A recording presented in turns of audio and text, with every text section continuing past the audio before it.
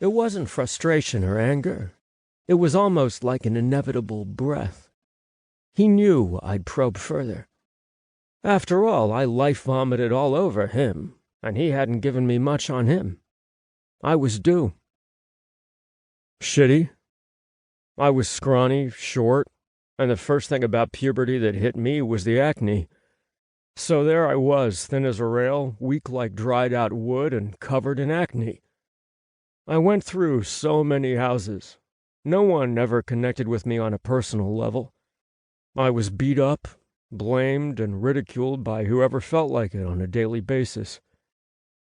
His tone was robotic, like he was just getting it all out and would deal with how it all felt later.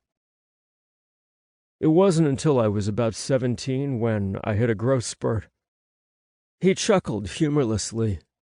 I really thought I was doomed to be 5 foot fuck all until I shot up. He grabbed a loofah from the hook and squeezed some body wash on it, getting it all lathered up. He started washing my arms and shoulders gently as he told the rest of his story, and I was lulled into it, into his sad childhood. I was tired of being everyone's whipping boy, so on top of growing, I bulked up, lifted weights, got tatted. I wanted to look and be a badass motherfucker so the next time someone threw a punch, I'd be ready to show him that no one fucked with me anymore, that I wasn't. He hesitated a moment, pulling me out of the story. The sponge stopped its hypnotic caresses, and I turned my head enough to meet Bill's eyes. That you weren't what, Bill? He shifted his gaze toward the tiled wall, and after a second, before giving me his attention again, I saw it. That little boy, afraid and alone, beaten and rejected. Tell me, I whispered as I turned in his arms, water sloshing out of the tub. I didn't give a shit. I wanted to wipe that expression from his face and make it better. Beat the demons for him. That I wasn't shitty Billy Boy anymore. Billy Boy. The name I taunted him with. Knowing each time I had, I was bringing him back to each piece of shit that bullied him hit me harder than expected. For a time, I was just like those assholes. Oh shit, Bill. No. His voice was stern.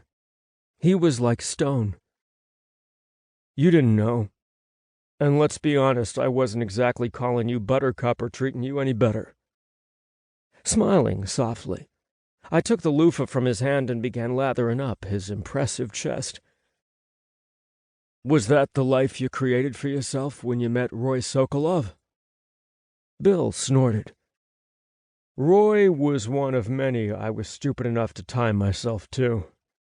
I was so fucking mad at the world. I hated myself and just wanted to tear people down so everyone could feel what I went through. Roy was happy to help, was all. I knew all too well how addictive fear could be, and I wasn't going to judge Bill for even a second of it. Then you met Snow. There was a light in his eyes at the mention of the ethereal beauty. Not one of lust, but of love. Snow was around.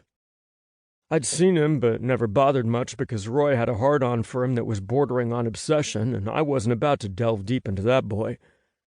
But yeah, Snow is who made me realize I was more than what I'd become. Christopher didn't kill you when he found out you were one of the people who stole his nephew, though. How'd that work?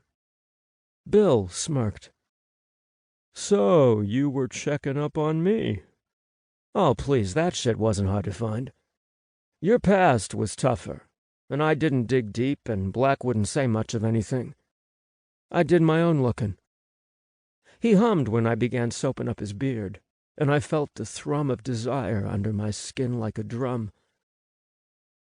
Christopher gave me hope. Snow made me believe it. I'm happy you had them. Do have them. And I get why this job means so much to you. they're your family.